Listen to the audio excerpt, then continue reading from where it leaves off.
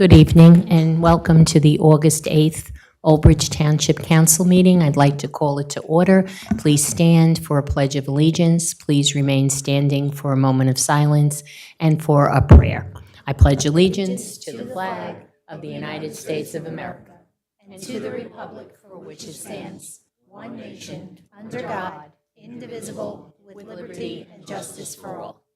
As customary in this chamber, we stand for a moment to remember those who are protecting our freedoms, both here and abroad, for our first responders, for those who made the ultimate sacrifice. And this evening, Mayor Henry.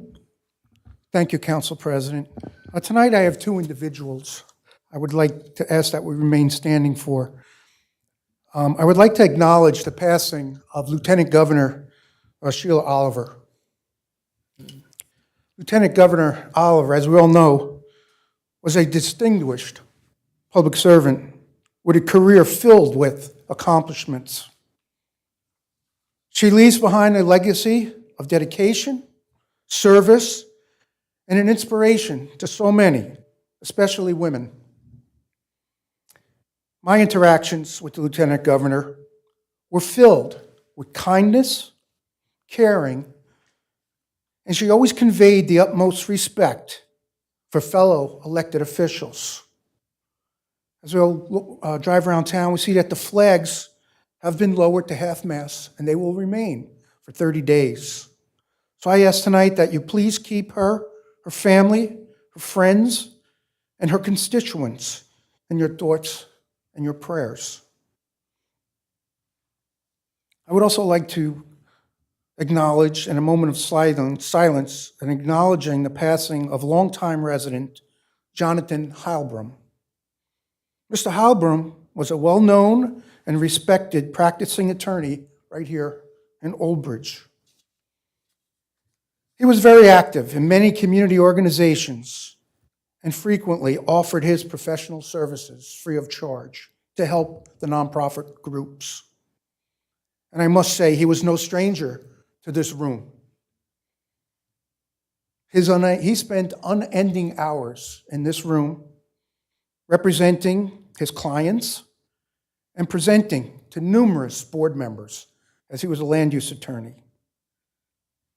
So tonight I would ask that you please keep Mr. Heilbrum's wife, Janice, along with family and his friends in your thoughts and prayers. So, Council President, I would now ask for a moment of silence.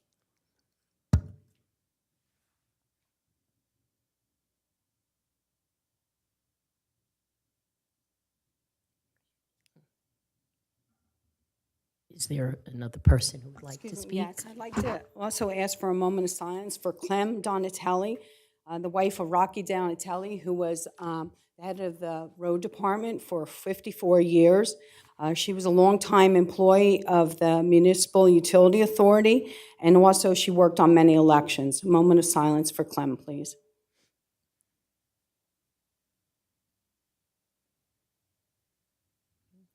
Mr. Paschetti, a prayer. O Lord, bless thy servants in the ministry of public affairs who serve thee in this chamber. Give us quiet minds and hearts that we may hear your voice. Help us to know when to speak, when to be silent. Give us strength to oppose the wrong and uphold the right. And grant that we have a good conscience and soul at peace with thee and with one another. Amen. Amen. Thank you. Please be seated. Roll call, Council President. Thank you. Roll call, Councilperson DeCaro. Present. Councilperson De Palma. Here. Let the record reflect that Councilperson Desai is absent. Councilperson Garcia. Here. Councilperson Dr. Greenberg Belli. Here. The record also reflect that Councilperson Murphy is absent. Councilperson Paschetti. Here. Councilperson Walker. Here. Council President Sohar. Here. This meeting is being held in conformance with the Open Public Meetings Act. Notice has been given to the official newspapers of the Township on January 6, 2023, and has been posted in public places. Next open public meeting of the Township Council will be held on Tuesday, September 12th, 2023 at 7:30 p.m. Thank you very much. Okay, good evening, everyone. And our first thing this evening will be a presentation of our tax bill by Dawn Swoboda. Good evening, Dawn.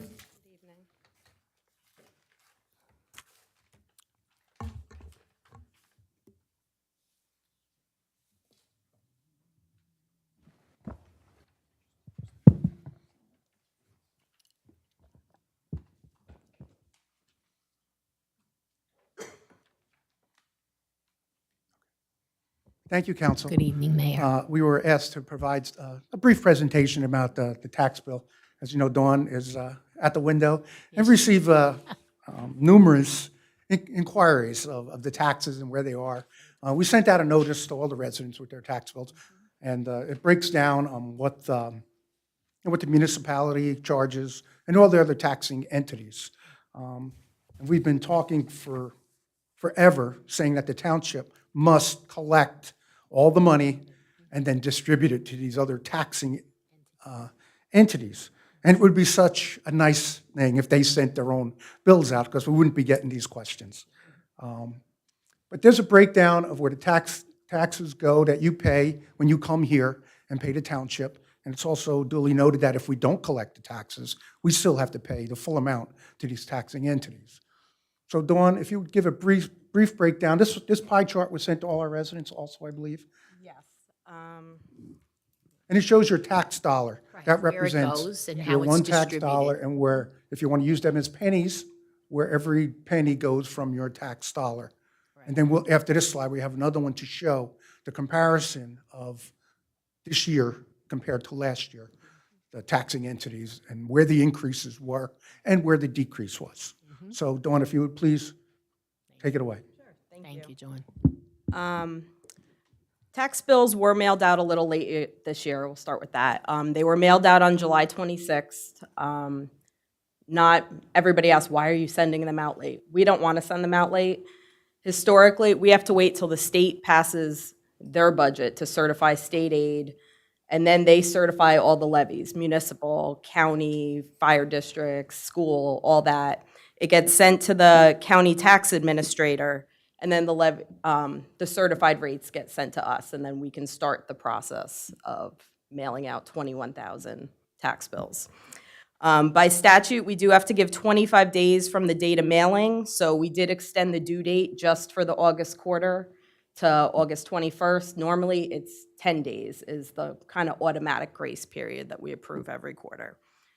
One of the biggest questions that were asked after what's going on in the courtyard right now, I'll defer to engineering for that, but is why did my taxes increase by so much?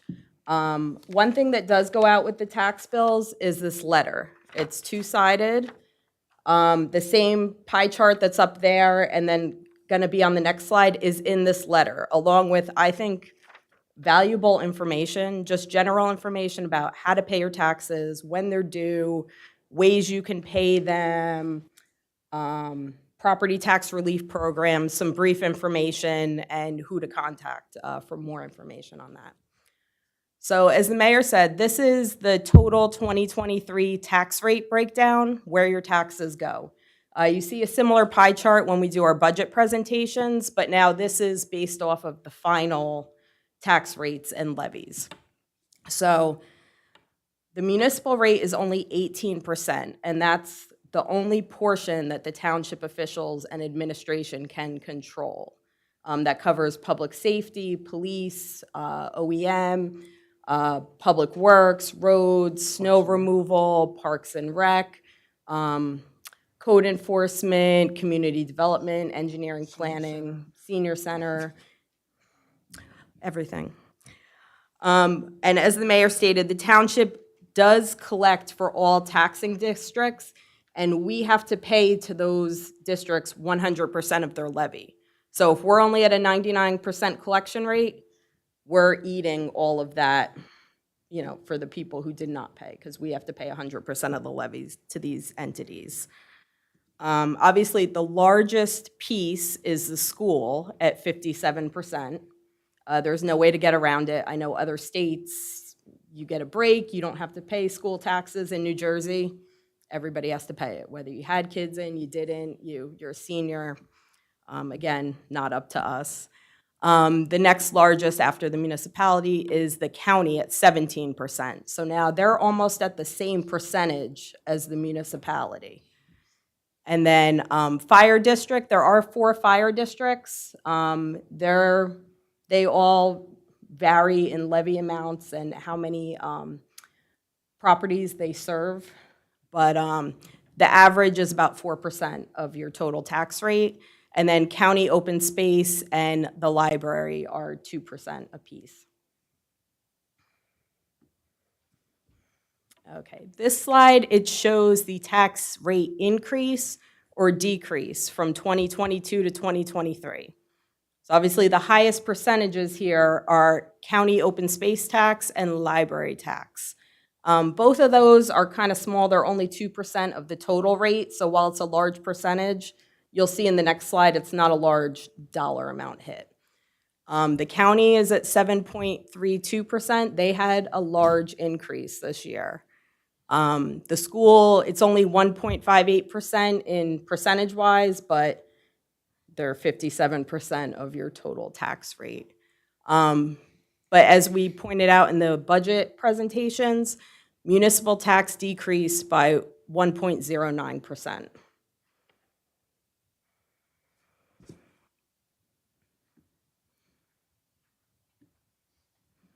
All right.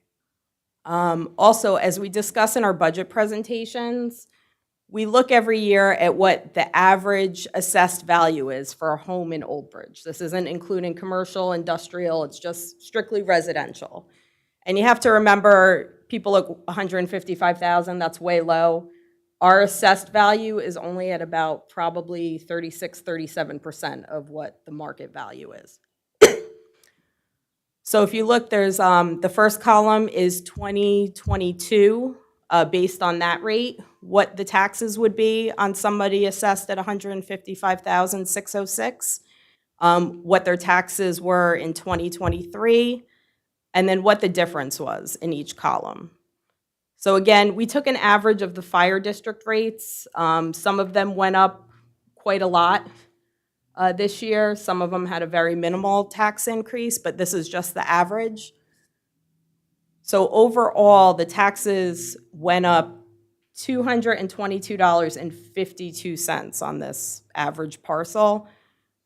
But if you look, $102.07 is attributable to the county, $76.25 to the school. And similar to this, if you look, what did I do with it? On your tax bill that everybody gets, and whether it's paid by a mortgage company or not, you still get an advice copy of your bill.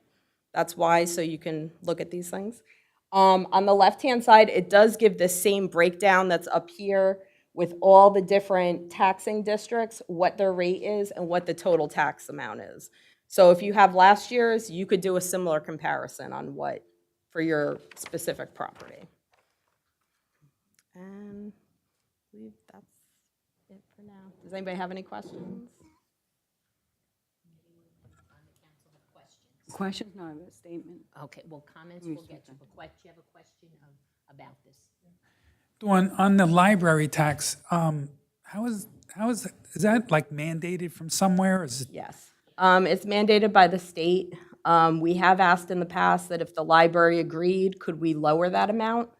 And they said no, that is the minimum amount. so it's coming from the state? It's a statutorily state. formula that It's a formula. dictates how much the library gets to, yes. We have no control over it. We could give them more, but we can't give them less than that minimum amount. Else for a question? So the money that we send to the county, it's the same thing. We don't have any say what they do with it. We do not vote on the county budget. Right. We do not vote on anyone's budget. No, we except for don't. the- But what I'm saying is, we send the money from Old Bridge, and they can use it somewhere else, another town. We have no why. It goes towards their operating budget. Right. Mrs. DeCaro? I was just wondering, when was the last time that we had a reassessment or revaluation of our homes in Old Bridge? It's been a long time. Yeah. A long time. Is that due to happen soon? And if so, how is that going to affect? We anticipate a reval somewhere in 24, 25. We've been ordered by. Again, mandated by the state. We don't, I mean, how long you don't have an idea how long it was? I believe it was in the 70s. It was in the 70s. I believe Brian Enright had said the late 70s, if I'm not mistaken. 70s. Are you good? Okay. Anyone else, Eric? No? Just want to remind everybody that we had a presentation from Brian Enright about the assessment that we're being forced to do, that the taxes aren't necessarily going up. We're not going to increase taxes with an assessment. What happens is it just gets averaged out with the values of the home. So we're not looking to take more money out. We're just Well, looking to I think what was said was some people will have increase in taxes and some people will have decrease in taxes. Exactly. Yeah, He'll so be back it's not- again. Yeah, Yeah. he'll be back Cost again. of reval is going to be on the taxpayers of Old Bridge. It's an That's the other expensive thing. proposition. Yeah, We exactly. will have to bear the cost. Yeah, we're going to have to, assume that cost as well. Okay. Now, anyone, I'll start from my left over here for comments on it, and then we'll move forward. Comment? Good, thank you. Okay. Mr. DePalma? Nope, just doing, thank you very much. You know, Okay. I know it's, It's everybody's least favorite topic. no, I know, but I But think it it is. kind of puts it into perspective. And I do have to say, Mayor Henry said, I'm the one at the window. I'm not at the window. They could see you through the window. My two staff are excellent at handling any type of questions, issues that come up. I rarely have to Professionally, get yeah. involved. Yeah, because I know one of the most, probably the most recent questions I've been getting is the tax bills. And folks try to understand, especially some of the folks that are from either out of state and trying to understand if they come from a city where school tax and municipal tax is really one number. Yeah. And trying to explain that to them and the percentages. I think this is a good breakdown. And, I don't know how many folks look at that pie chart breakdown, but this kind of puts into perspective what the municipality takes in, which is roughly 18 cents on the dollar versus, Yeah, we only keep 18 cents on the dollar, and come the 15th of the month, it's going out to all those districts. but thank you. Okay.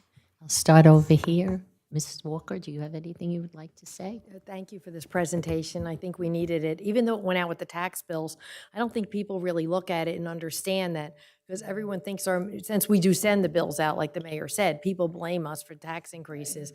And we actually had a tax decrease.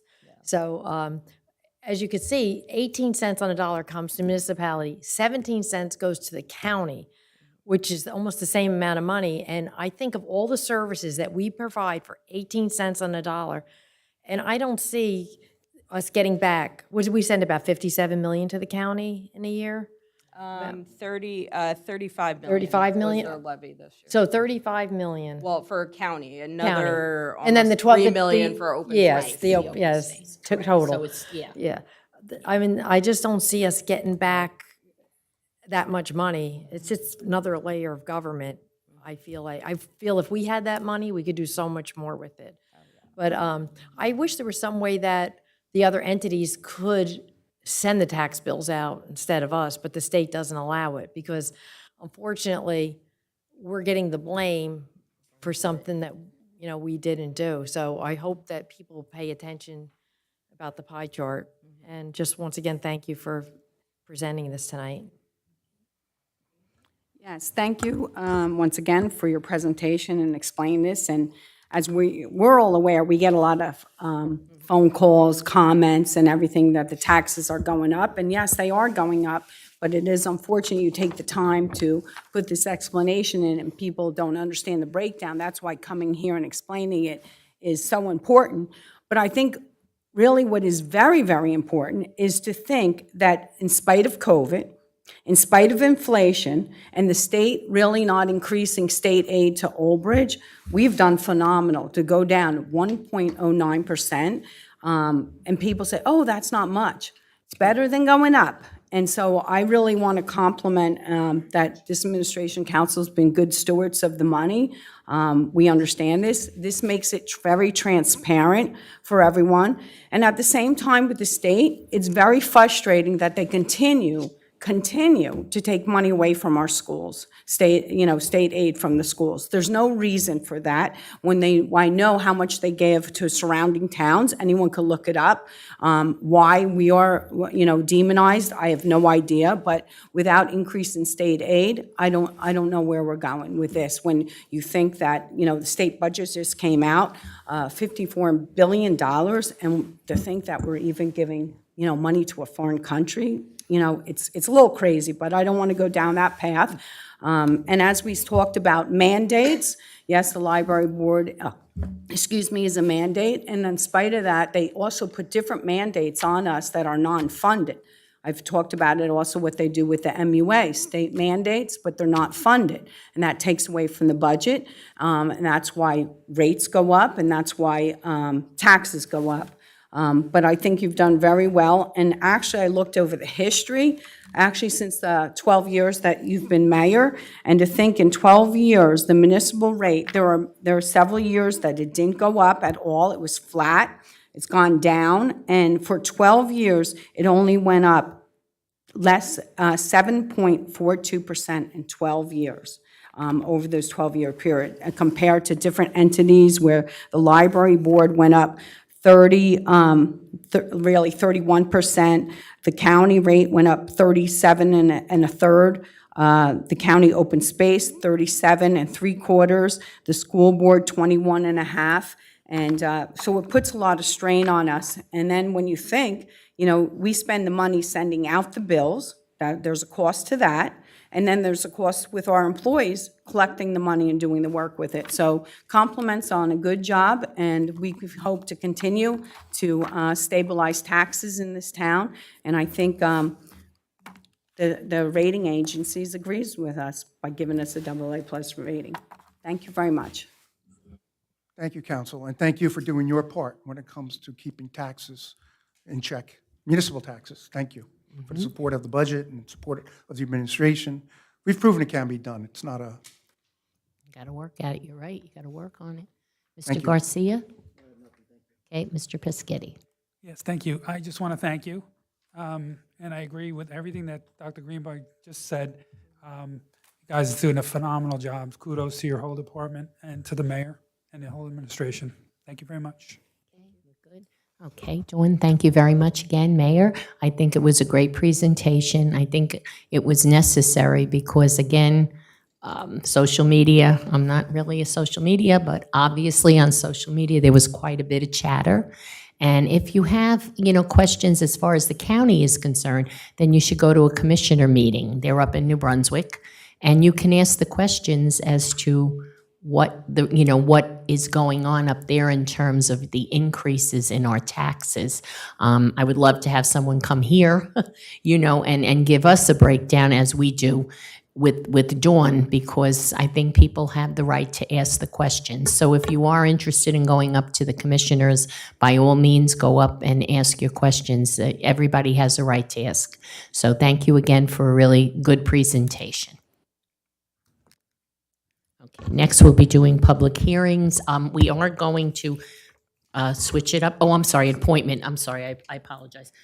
We have a resolution to appoint a member to the Zoning Board of Adjustments to fill an unexpired term. So when I call your name, if you could just make your nomination for who you would like to have appointed. We had circulated some Resumes, applications. yeah. And resumes. So starting with Councilperson DeCaro. Yes, I nominate Elaine Flynn. Elaine Flynn. Councilperson De Palma. Michael Victoria? Councilperson Garcia. Michael Victoria. Dr. Greenberg-Belli. Michael Victoria. Councilperson Pasquitti. Michael Victoria. Councilperson Walker. Michael Victoria. And Council President Sohar. Michael Victoria. Michael Victoria it is. Okay. Next will be public hearings. We're just going to switch it up. We're going to do the block parties first because they're very, very fast. And this way, I know people have come this evening for the block parties. Okay, so the first one will be H2, block party Longview Road between Orchard Drive and Stony Brook Drive, August 26, 2023. Rain date, September 2nd, 2023. Good evening. So I just wanted to make mention that we did have some discussion regarding this block party. The police department had made a recommendation to not have such a long stretch of road closed. So we spoke with the applicant, and the applicant understands that they will only be able to close between the intersection of Orchard and Stony Brook, and not the extension all the way out to Southwood Drive. And the applicant is in agreement with that change. So when we do their permit, it will state that on their permit, plus we will be delivering barricades out to the location. Our OEM coordinator will be reaching out to you so that we can set a date for them to be delivered. Okay. So they all are all in compliance. Okay, great, very good. All right, so do I have a motion? Move it. Second. Okay, moved by Mrs. Walker, second by Dr. Greenberg Belli. Roll call, Councilperson DeCaro? Yes. Councilperson DePalma? Yes. Councilperson Garcia? Yes. Councilperson Dr. Greenberg Belli? Yes. Councilperson Pasquitti? Yes. Councilperson Walker? Yes. Council President Sohar? Yes. 7 yeses. Okay, have a great evening and enjoy. Have a nice time. Next will be H3, block party request, Morcel Place at intersection of Cindy Street, September 2nd, 2023. Rain date, September 3rd, 2023. Good evening. So, Council President, we have received all the proper approvals for this block party, and we see no reason not to approve this block party. Okay, great, very good. Do I have a motion? Move it. Second. Okay, moved by Dr. Greenberg Belli, second by Mrs. Walker. Roll call, Councilperson DeCaro? Yes. Councilperson DePalma? Yes. Councilperson Garcia? Yes. Councilperson Dr. Greenberg Belli? Yes. Councilperson Pasquitti? Yes. Councilperson Walker? Yes. Council President Sohar? Yes. 7 yeses. Okay, thank you very much and have a great time. Make a great sausage sandwich. Okay, we'll be by. We will stop by. Okay, next is H4, block party request, Carroll Place, between Cindy Street and Albert Drive, August 12th, 2023. Good evening.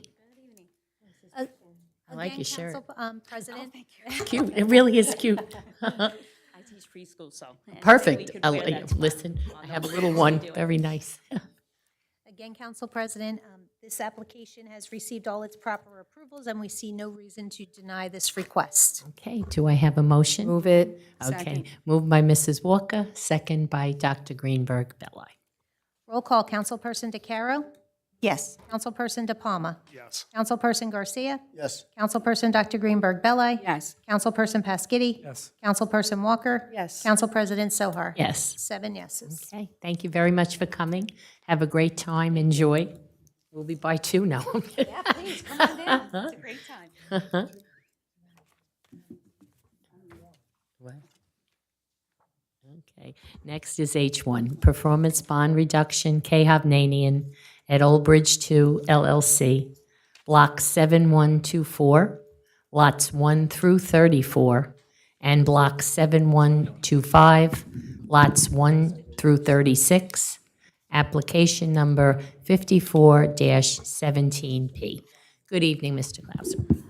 And good evening, Vina. And good evening, Dave. Good evening, Council. Nicole Shapiro, our Township engineer, will not be able to make it tonight. So in her place, we have Rakesh Darji from Environmental Resolutions. ERI has been involved with this application since 2017. They did the plan review and have been conducting on-site inspections. So should the council have any questions, Rakesh is available to answer any. Thank you. So, good evening. The matter is really, is for the reduction of the performance guarantee for Phase 1B of the K. Hovnanian development at the Oaks at Glenwood.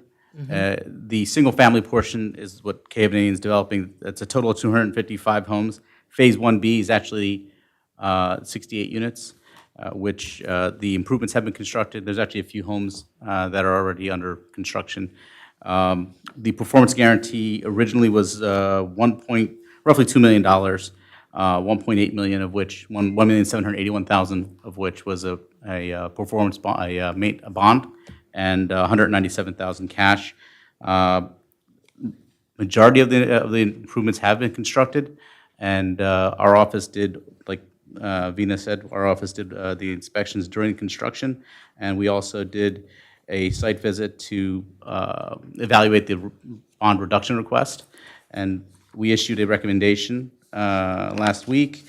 The amount of actually construction on site is about 85% or so complete. Statute allows you to reduce it to about 70% of the performance guarantee, and that's what we're recommending. The reduced amounts will be a $534,000 bond and about $59,000 cash, with a refund of the cash portion of $138,000. That's the summary of it. And Mr. Clauser is here representing K. so I'll have him address whether there's any issues that he may need to discuss. Good evening, Council. Peter Clauser with the firm Heilbrunn Pape on behalf of K. We've had the opportunity to review Rakesh's report. I agree with him. I also agree with his analysis that the lowest you can get is to 30%, even though we've done more than that. The next request will be when it's down to 0% and a maintenance bond. So I would just ask, based on your engineer's recommendations, that the council act favorably on the release request. Thank you. Council President, I'm sorry, there's one yeah, more sure, thing Vina sure. just reminded me. So, we have had some inquiries from residents about some of these streetlights perhaps not working. So we would ask that one of the conditions be, in addition to the standard conditions about the escrows being replenished and all the fees being paid, that the streetlights be evaluated and any repairs be made prior to the reduction. Is that acceptable? That's fine. I just heard about this tonight, and a representative from KOB is here, and I mentioned it to him. He took a note, and we'll make sure they're all working. Okay, that's important. People, want to make sure that's all safe. Agreed. Yep, very good.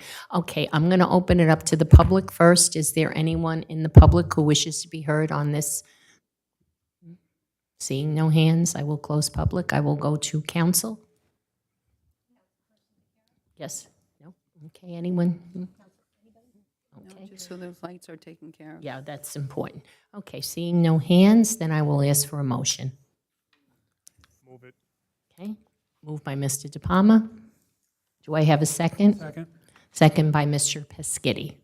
Roll call. Councilperson DeCaro.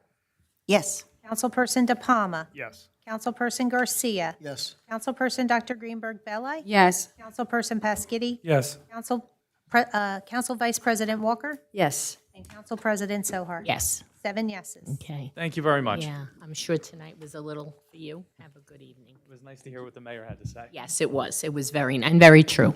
Very much so. Yep, you too. Okay. Our bill list this evening, Mrs. Walker. Accounts payable, August 8th, 2023, $27,841,294.49. Payroll, July 7th, 2023, $1,155,169.99. Payroll overtime, July 7th, 2023, $39,470.46. Payroll, July 21st, 2023, $1,234,404.02. Payroll overtime, July 21st, 2023, $36,282.11. Payroll, August 4th, 2023, $1,266,221.72. Payroll overtime, August 4th, 2023, $33,041.64. And that concludes the bill list. Thank you, Mrs. Walker. I'd like a breakdown, please, of the overtime. Yes, Council President, thank you. Mayor. For the pay period 7/7/23, there has been no upticks in other departments for the three overtime, for the three pay periods that you mentioned. What I will go over, the sworn police overtime for 7/7 was $26,679.84. If we deduct the grants of $5,063.61, deduct the earned time off of $10,460.44, and the total overtime for the police department for that week, for that pay period was $11,155.79, which represents approximately 147 man and woman hours, and there are 2 officers on light duty. The second pay period for 7/21, the sworn overtime was $16,299.59. Deduct the grants of $2,913.75. Deduct earned time off at $2,624.80. The total overtime was $10,761.04, which represents 164 man and woman hours. And again, there were 2 officers on light duty. I do not have a breakdown for the pay period of 8/4/23. It was not on my sheet at this time. So, Any questions? I'd just like to thank the police administration for really monitoring the overtime and really having an impact on the reduction in overtime. Thank you. okay, thank you very much. Okay, do we have a motion to approve the bill list? Move it. Second. Okay, moved by Mr. Pescetti, second by Dr. Greenberg Belli. Roll call, Councilperson DeCaro, Yes. Councilperson De Palma, Yes. Councilperson Garcia, Yes. Councilperson Dr. Greenberg Belli, Yes. Councilperson Pasquitti, Yes. Council Vice President Walker, Yes. Council President Sohar. Yes. 7 yeses. Next is public hearing ordinances for second reading. H1, ordinance of the Township of Old Bridge, amending Chapter 250 of the Code of the Township of Old Bridge, entitled Old Bridge Township Land Development Ordinance, by amending 250-53, entitled Fences. Do I have a motion? Move it. Second. Okay, I'll bring it out to the public now. Is there anyone in the public who wishes to be heard? Seeing no hands, I'll close public portion. That was Dr. Greenberg who made the motion, Mr. Pescetti who made the second. Is there anyone that has a question? Mrs. DeCaro.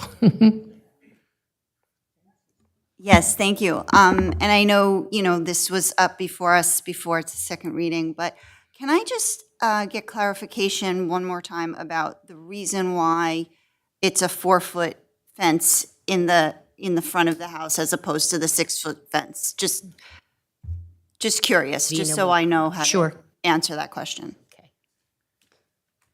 So thank you, Vina. So typically, you need more screening on the rear and the side yard, but you need the openness in the front of the house. What used to happen, what we are trying to fix here is when the property is a corner lot and they have 2 frontages, then the zoning officer does not allow, based on the ordinance, a 6-foot-high fence on the secondary frontage. And so the residents have to go back to the zoning board to get the C variance approved. What we are trying to do here is, on a corner lot, when there are 2 frontages, we are saying that if the house does not face the street, that side, which is you get the direct view of the backyard, we allow a 6-foot-high fence so that there's more privacy, because residents usually prefer to have a 6-foot-high solid fence there. Okay. But I'm still not clear as to why it has to be a 4-foot fence in the other frontage. Like, I'm not sure if I understand, I don't know. I am not certain about that as Okay. well. That's what I'm not sure about. Because the ordinance, which was originally crafted, had a 4-foot-high fence. And I believe to some extent it has to do with the side triangle and visibility as well, so that it does not block the view. So even in this case, we are saying a 6-foot-high fence is allowed as long as it does not block the side triangle. Because when you're on a corner lot, there is a possibility that if the fence is higher, you will block the side triangle. So you're talking about, okay, so this is only for corner lots? Because what I'm reading, section 2A, it says all residential fences erected, and then it says on A2, it talks about an interior lot And I do believe at some point it talks about a corner lot. Correct, So it's because- not, it's really talking about corner lots Correct. and interior lots. Correct, but we wanted to differentiate because we do have regulations for a corner lot. However, the fence section of the ordinance did not clarify the difference between an interior lot and a corner lot, and that's why we wanted to separate it and spell it out so that it's easier for the zoning officer. Also, the issue comes with the definition of the corner lot in the definition section, because the way it is laid out is when you are on a corner and you have two street frontages, the narrower of the lot is considered to be the primary frontage. It does not distinguish based on where the home faces the street. It bases off on the width of the lot. The So, narrow is the primary. yes. Oh, okay. Yes, and so because of that reason, many a times, most of the applications, I have like 2 applications scheduled for the next zoning board meeting where the residents are asking for a 6-foot-high fence in that secondary frontage, but right now, the ordinance does not allow that. Okay, all right, Okay. thank you. Are you good? Yeah. Okay. Anyone else on my left? Eric? No? Okay, how about on my right? Mr. Pesky? So this actually is going to save the residents money. That is correct, and that's the whole motive behind this, because this year, we have been a little late on the annual report for the zoning board. What generally the zoning board does is it analyzes all the applications that were heard within the year and tries to see how we can improve the ordinance and make it better. This is one of the observations we had, that there are many residents who have to go in front of the zoning board for accessory structures or bulk variances related to accessory structures. So you may recall a couple of months back, I was here trying to make an adjustment to the setback requirements in the commercial zone, because when you have a drive-through facility, you cannot have like 100 feet. So we reduced that setback. So we're trying to improve the ordinance and clean it up so that it's easier for businesses as well as residents. Great, thank you very much. Thank you. That's very important to try to work with the businesses and the residents, because as time goes by,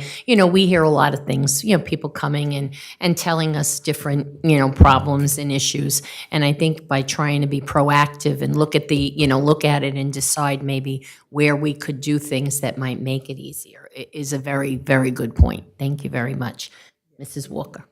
Just want to say this is a very good change for people that live on the corner, because not everyone's house faces the main road, and then they can only have a 4-foot-high fence, and if they have an animal, it could get out of the fence. So I think it's a very much needed change. Anyone else? You good? Okay, so we had a motion and a second. Roll call. Councilperson DeCaro. Yes, thanks for that explanation, and I'll vote yes, thank you.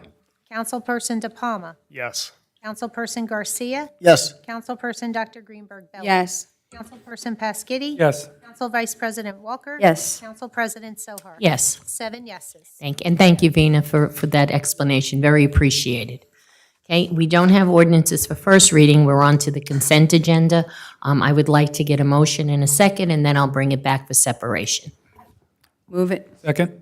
Okay, moved by Dr. Greenberg Belli, second by Mr. Paschetti, and then we'll go for separations, please.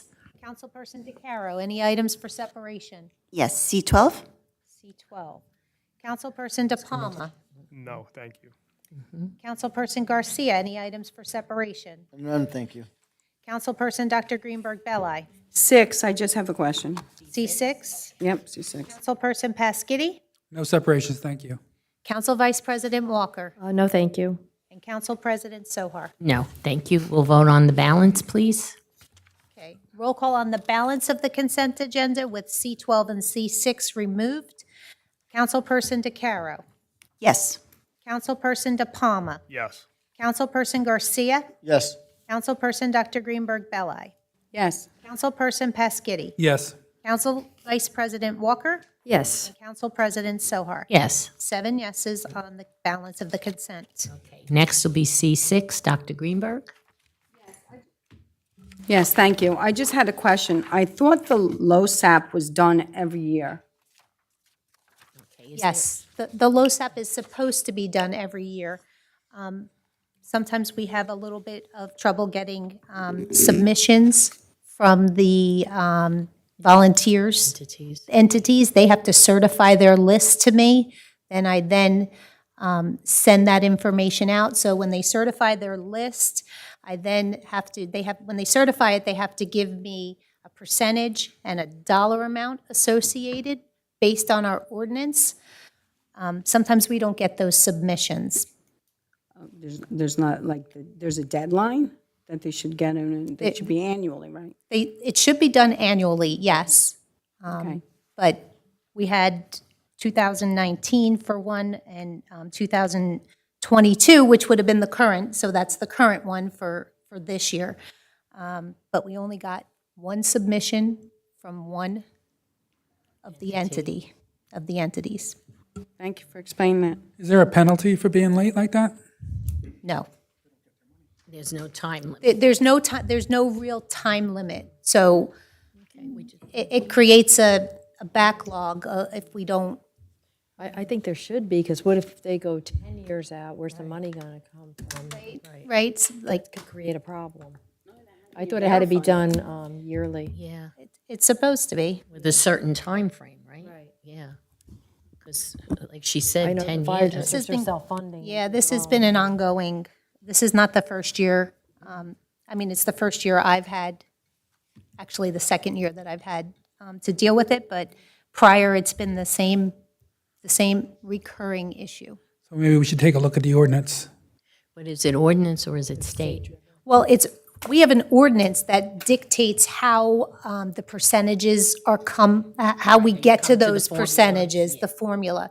So whoever the certifying officer is in each of those organizations, they would calculate based on a point scale, and that's when they submit me the percentage.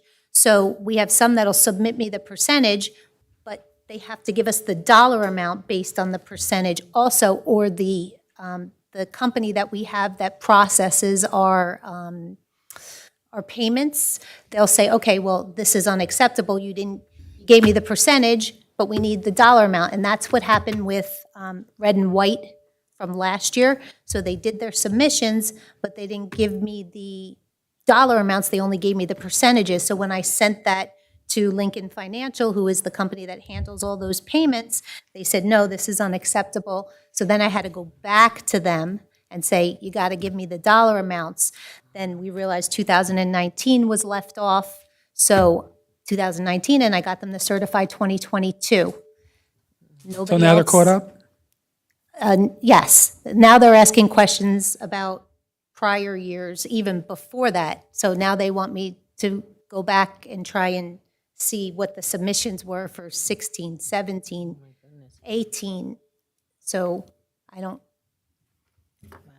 And is that regulated by the state or by ordinance? well, LoSAP is a state thing that they agreed to make municipalities give to volunteer, contribute to. But we do have an ordinance which sets how all the dollar amounts come The together. ordinance doesn't specify that they have a certain time to report. Yeah. I don't even know if that's allowed, like, if we can do that, like, if we can set a time limit. Okay, thank you. You're welcome. All right, anyone else for a question? Okay, then I need a motion. Move it. Second. Okay, moved by Mrs. Walker, second by Mr. Peschitti. Roll call on item number C6, resolution approving LoSAP listings. Councilperson DeCaro. Yes. Councilperson De Palma. Yes. Councilperson Garcia. Yes. Councilperson Dr. Greenberg Belli. Yes. Councilperson Pasquitti. Yes. Vice President Walker. Yes. Council President Sohar. Yes. 7 yeses.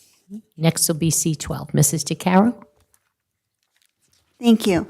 Okay, so I was reading through the memorandum from Dawn. Thank you very much. Very informative. Lots of information in there. Thank you. The one thing that I did kind of land on, and I knew we had talked about different things at, the last time we discussed this. A proposed 10% discount to township residents, that's how we finalized it all? 10% discount?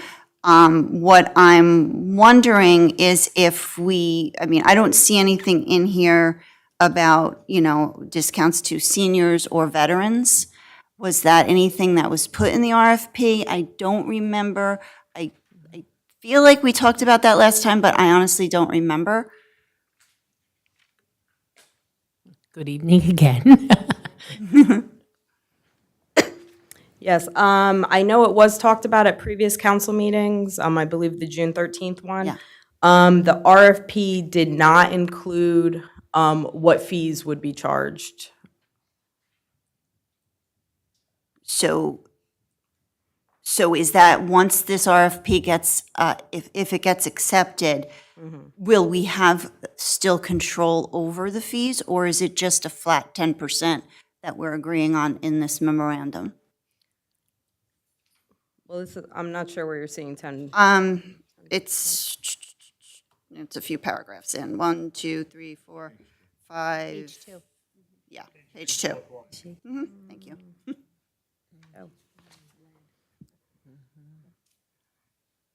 It says 18 for green operations, 15 for pro shop, and golf operations on a rotational basis, the number of employees. Suggested fee schedule that is comparable to other quality public courses with a proposed 10% discount to township residents.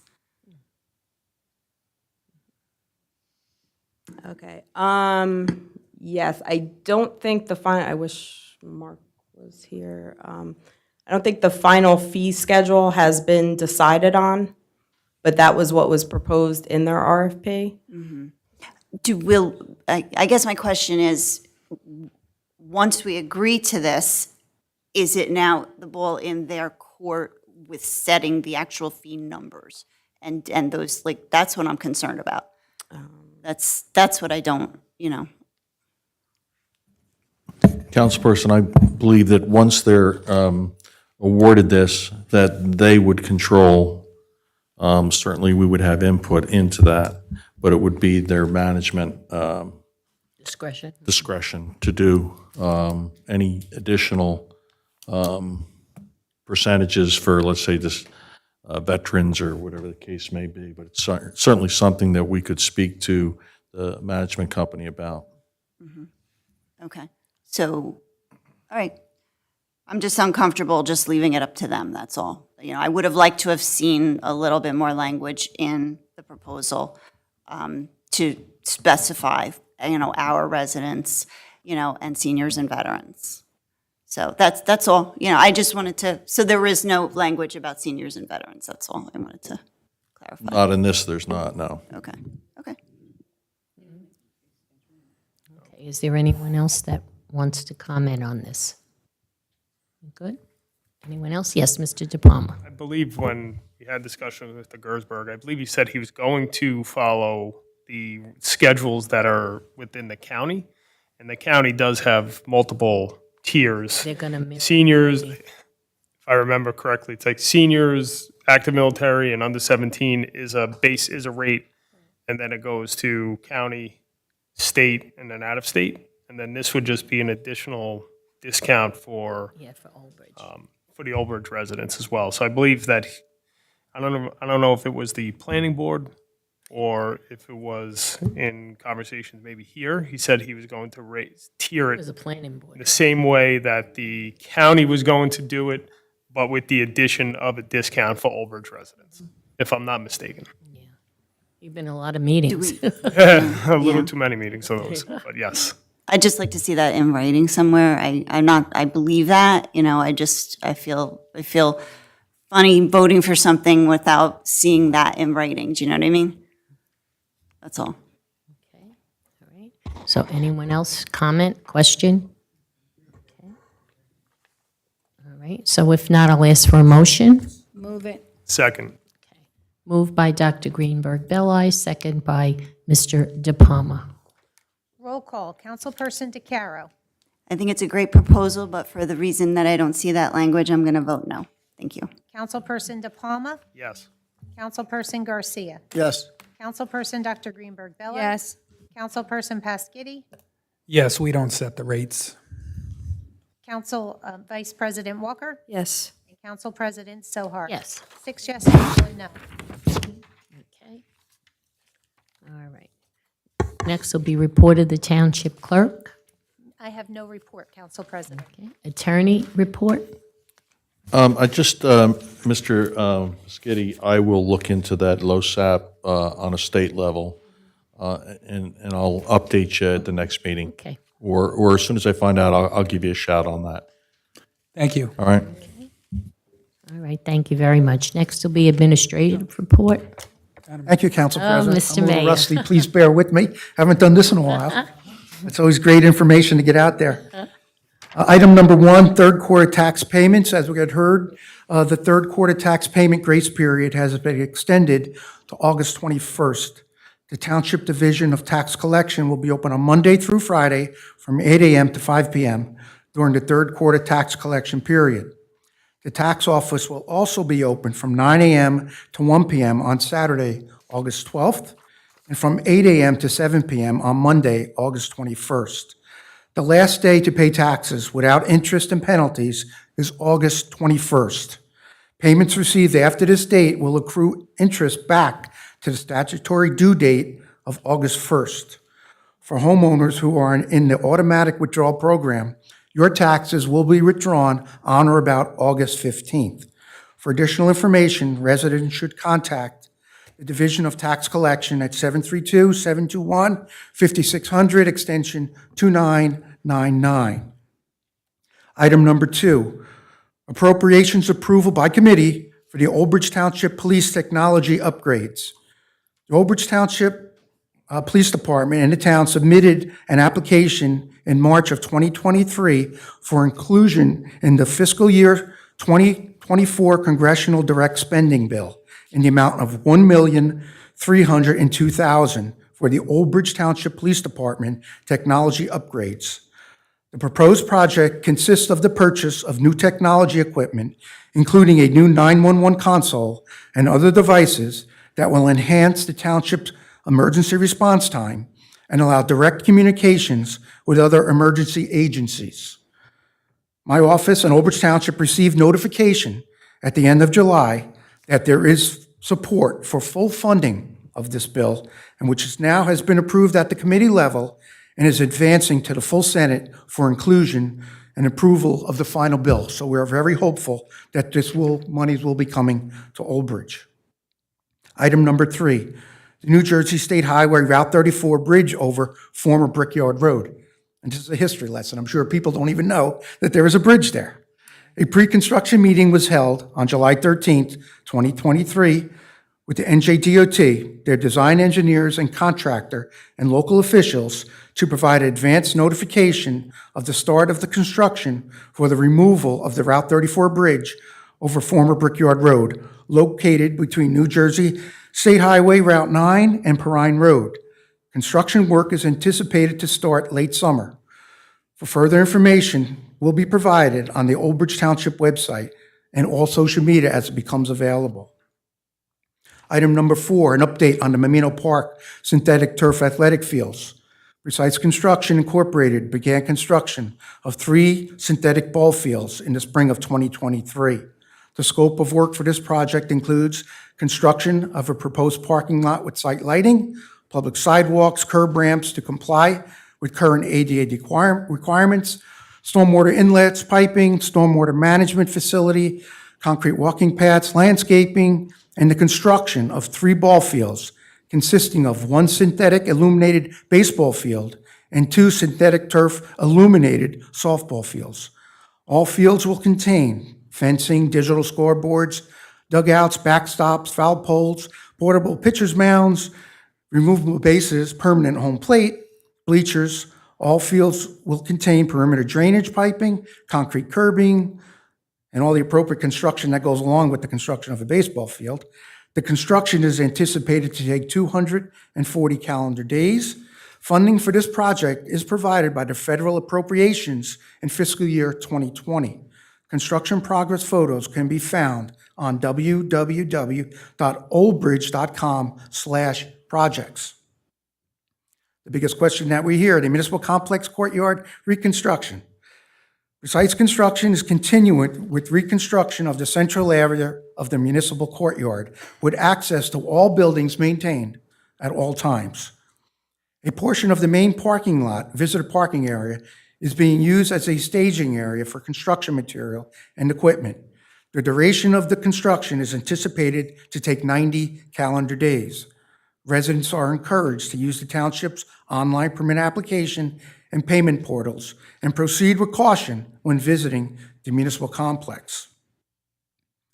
Additional notifications will be sent out as the construction activities progress and access to the public buildings shift or change.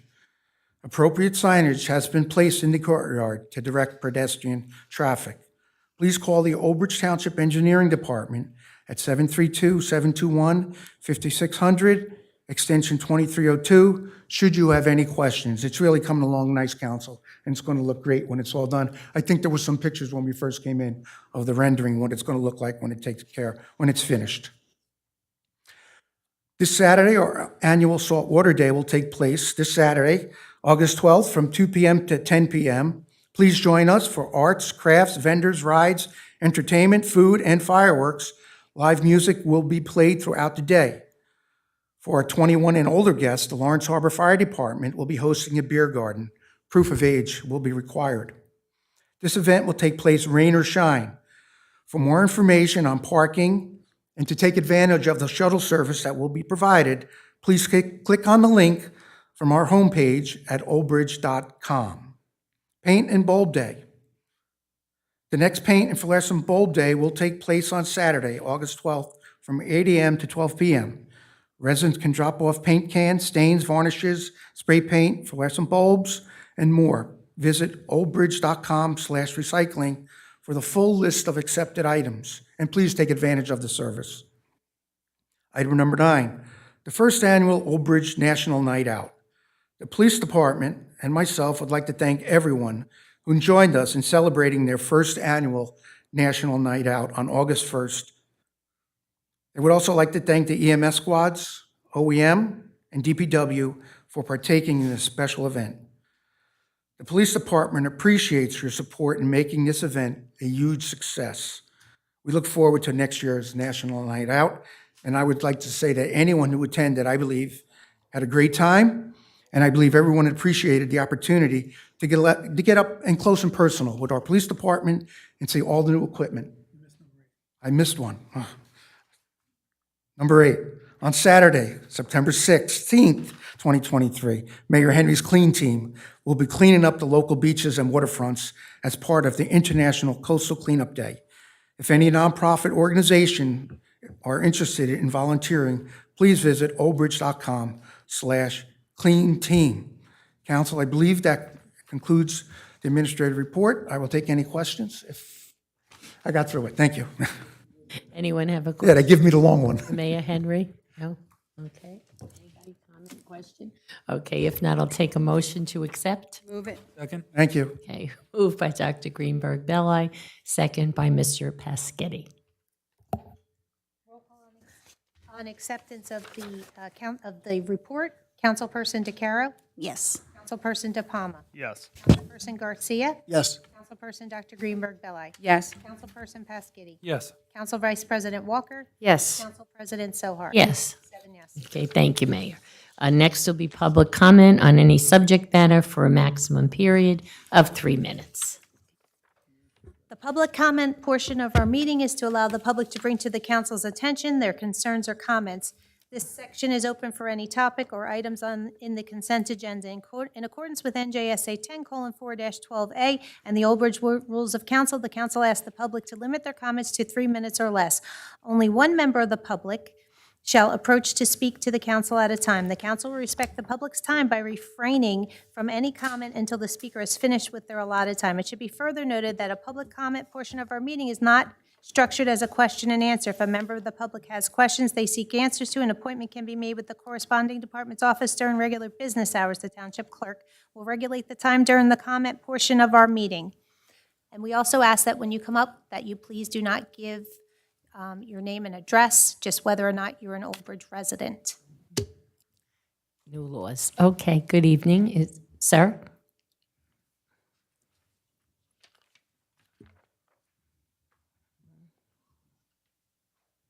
Good evening. Oh, it's just a yeah. Old Bridge since 2008. Live Okay. at 55 Arizona Avenue, Old Bridge.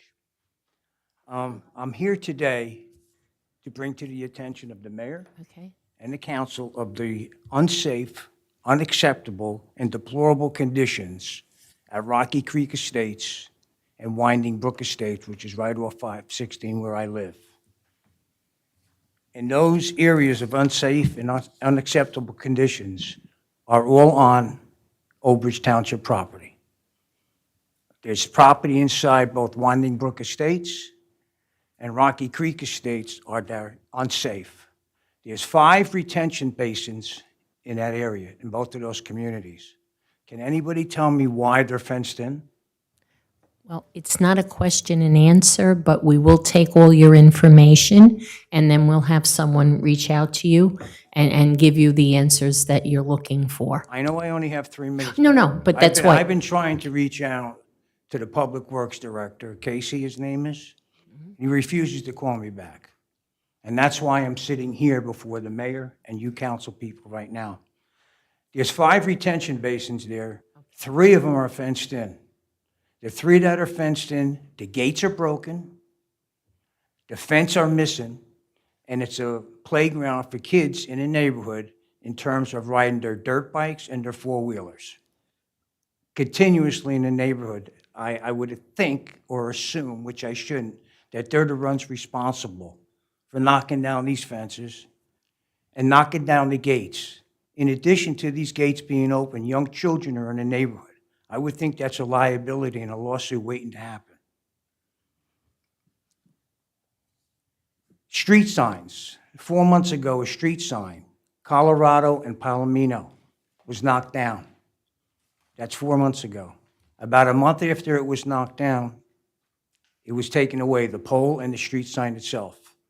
It still remains no street sign, none whatsoever. I asked the question, what would happen if you had an emergency call, there were police responding, EMS responding, or fire, and they go down Colorado, they don't know where Palomino is?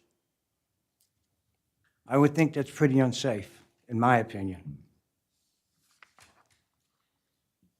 The deplorable conditions I'm speaking about have been going on for years. When I first moved into my neighborhood, it was the builder's responsibility, and he did cut the grass and kept it clean. After the bond was released and everything was approved by the township, there was a dispute as to who the land belonged to. And finally, the township owned up to the land. I'm finished? I'm sorry, that's your time, sir. Okay. Yeah, that, you have your notes there. Would you be able to give that to us so we could use it as a punch list to look at, or? Well, I don't think this is going to go anywhere. I'll have to No. go somewhere else. All I'm asking for is, please cut the grass. Please cut the grass. It went from 1 week cutting the grass to 2 weeks cutting the grass. Now it's over every 3 weeks cutting the grass. We have $1 million homes in the neighborhood, and we have to look at township property that's deplorable. All I'm asking for is for the township to tidy up their property. That's all I'm asking for.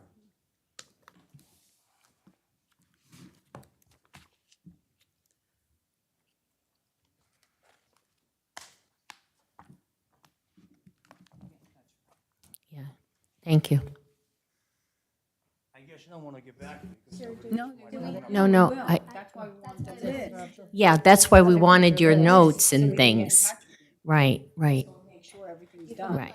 Well, what's going on there, absolutely. That's why the council Yeah, doesn't ask for yeah, so we could get some information and, you know, You can put his contact on there. right, just if you put your contact for us on there, that would be great, and then, you know, then we'd be able to get some, you know, get some answers and get back to you.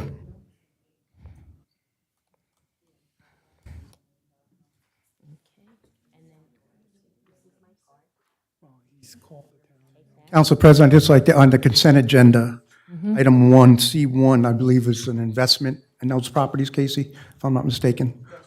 Yeah. So we will be investing money in those properties, C1. C1. Planting, vegetation, landscaping. Right, You will see an improvement.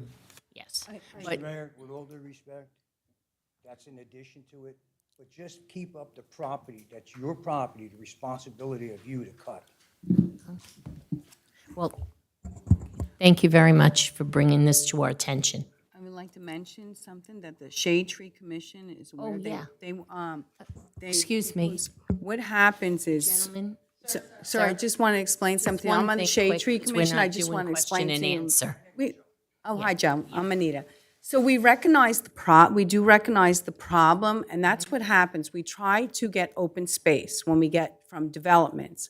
When they deed it over the town, then it becomes, yes, the responsibility of the town to maintain it.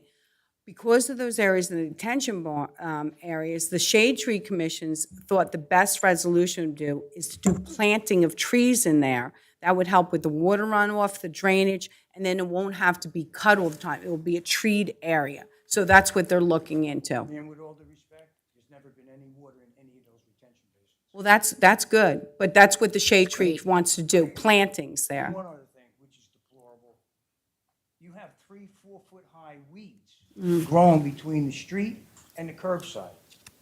Well, all the lawns are manicured. And your township property Okay, is well, a pig pen. all right, well, I'm Well, we're going to glad address it. Thank you you. came to see us.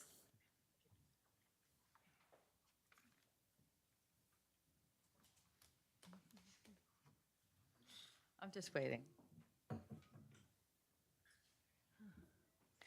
Well, it was funny that he brought up accident. Oh. Don't you wish? By the way, county charges about $45 a tea, and then they have discounts for veterans, seniors, and everybody else. Not sure why we didn't go with the county to ask them, considering the county bought the land for us. By the way, we do get lots back from the county for those who, on the dais, who don't believe the county give us anything. That said, Pleasant Valley, there was another accident, of course. You know, you guys don't seem to get anybody out there to regulate the speed of traffic. There's always this talk of giving honor to people in town who've done a lot. You had Rose Azarella, Agnes Nunes, who was she was a beach lifeguard on the waterfront when we used to have a waterfront and lifeguards. And it would be great if you named a street after her, even temporarily. It'd be great. This is a woman who gave her to the community a lot more than she got back from us. It would be great. But actually, one of the things I came for, and one of the reasons I was waiting all summer, I guess too long, was because I've been waiting for you guys to come back with the name of the person who's actually going to negotiate the lower rates of electricity for the entire residents' community. It was supposed to be done by December. However, you were supposed to have a person by June. That was the promise by Hamachu back in March 1st. And of course, he's gone. So, well, do we have somebody? And has it been negotiated? Who's the person?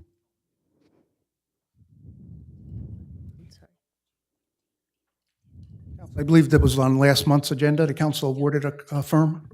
Yeah. The firm was approved? It was done at the June 13th council meeting. Okay, I missed that. I'm sorry, I was away. Okay. I appreciate it. No problem. By the way, when council people go to other towns to speak and they don't remember the training that they took on sensitivity training, they really should identify themselves as council people instead of making believe that they're just plain old Joes on the street, right? Councilman Piscatty? And when we're identifying features of, he went to speak at a township. It was offensive what he said. A lot of people were offended, booed him, things like that. But he didn't identify himself. It was pretty obvious who he was.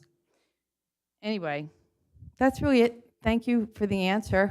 I know it's not question and answer. It's too bad. Spotswood, by the way, does question and answer in the councils. That's it. Thank you again. It's a shame that you guys didn't consider Elaine Flynn. She was what, county clerk for 40 plus years or something like that, 35 years? She would have been great on the zoning board. Smart, intelligent, doesn't take kickbacks. Anyway, too bad. I don't think Mike Victoria does either. Okay, kickback. Wow. Hi, good evening.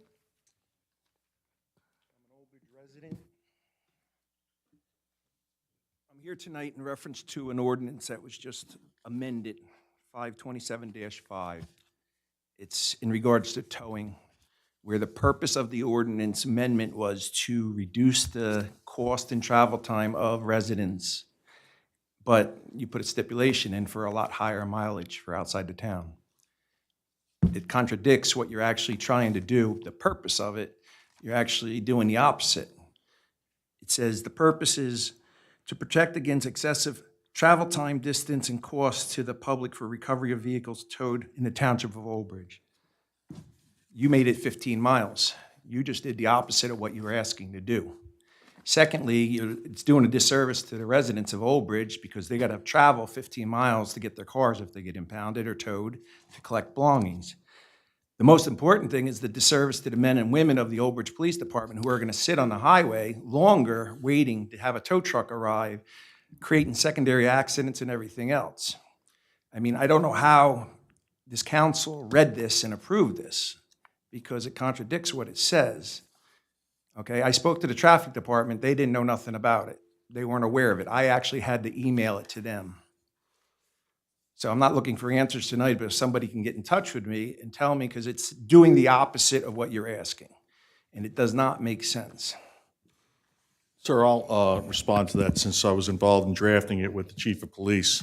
It does not extend it for township residents or anyone else. It's 15 miles from the center of town out, not 15 miles from the border. It says 15 miles from the municipal building.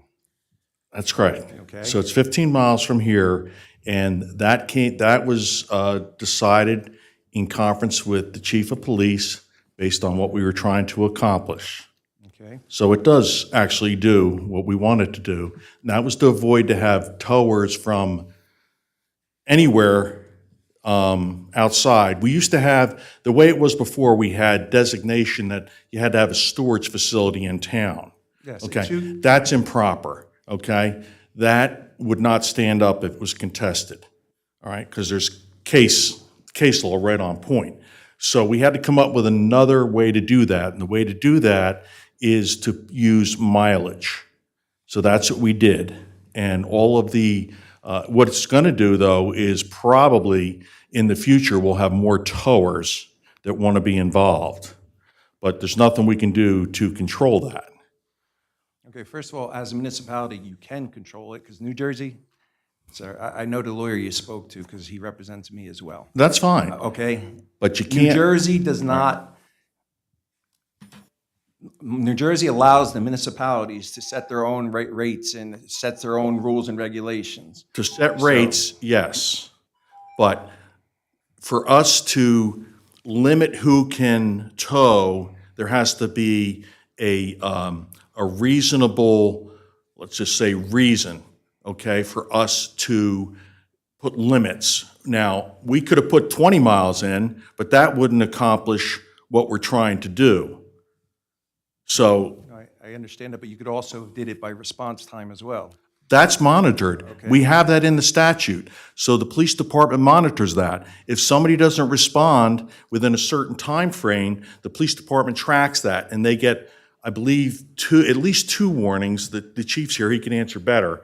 But if they don't respond in the time that's set in the statute, they're taken off the list for a certain amount of time, and I think they get 3 strikes.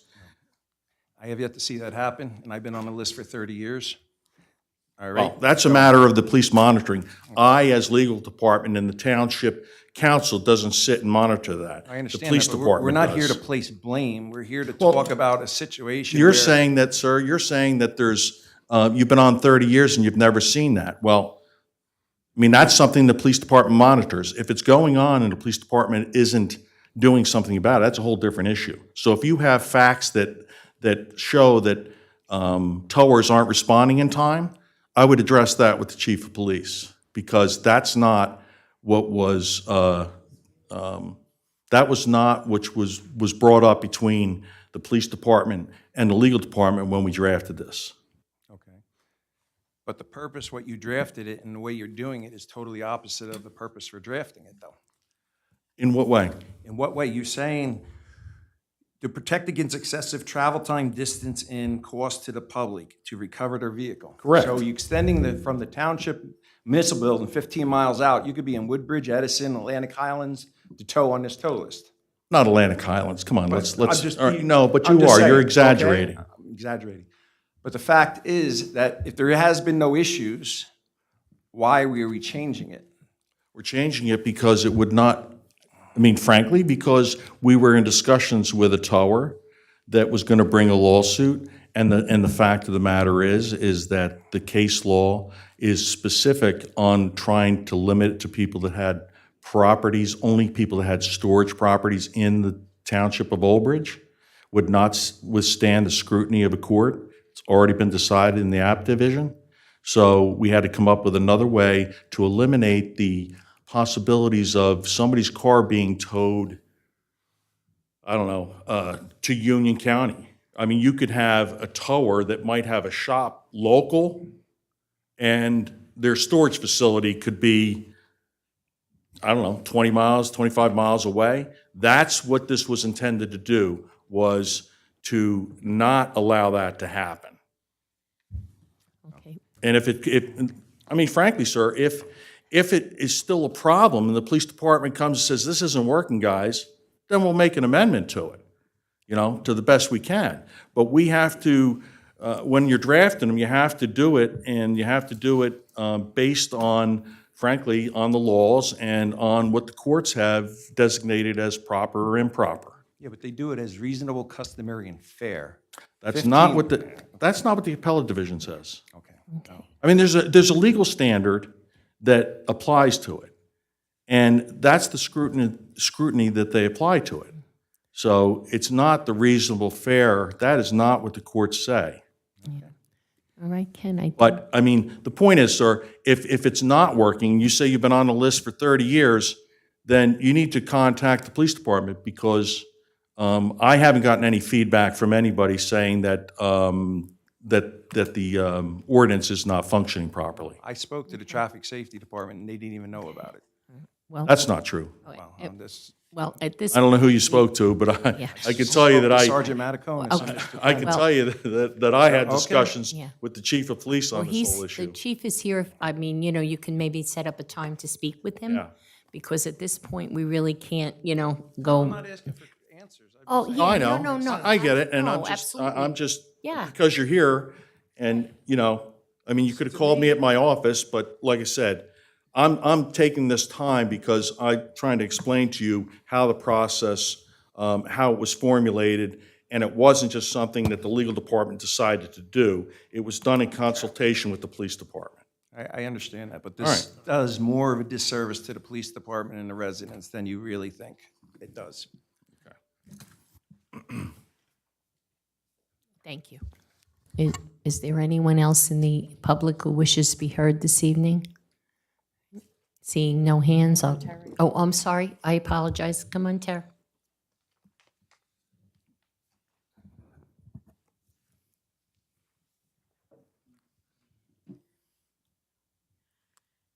Good evening. Terry Barron from 5A, Indiana. I just have a comment about something that was said. by one of the people that were just up here. I'm an individual. We're all individuals. If one of you go to a meeting and want to have something to say, what is in your heart, that has nothing to do with what position you have on the board, as far as I'm concerned. And if that person is talking for himself or herself, they shouldn't announce who they are, because it's not important. Now especially, there's no. So that's just, I just want to get that across, because I think what was said was inappropriate. Thank you. Anyone else in the public? Okay, seeing no hands, now I will close the public portion. We'll go to council comments. Councilperson DeCaro. Thank you, yes. As mentioned in the business administrator or the mayor's report tonight, I attended National Night Out, and it really was a great night, and hopefully we'll have them continuing moving forward. It was really great to see all of the different, our different service, first responders out there, and the kids were out there having a great time, jumping in the fire, in the fire trucks and in the police vehicles, and I think they had the best time ringing the siren, which, if you were standing there, was, you would have liked to have had a little warning, but the siren was going off all night, and it was really fun. The kids were having a great time. So I appreciate it, and I thank, our police department and first responders for putting that on. Another thing that I wanted to talk about was something called Brady's Voice, and Brady's Voice was formed by a dad and his family who lost their child to who took his life, and about 8-9 months ago, and they're having a walk and a mental health wellness fair on September 10th, and I urge everyone to try to at least sign up, donate, volunteer. They're looking for volunteers, they're looking for sponsors, they're looking for vendors. There's going to be a 3-mile walk, and there's going to be like I said, a mental health wellness fair. There'll be live music, the E Street Shuffle, which is a Bruce Springsteen tribute band.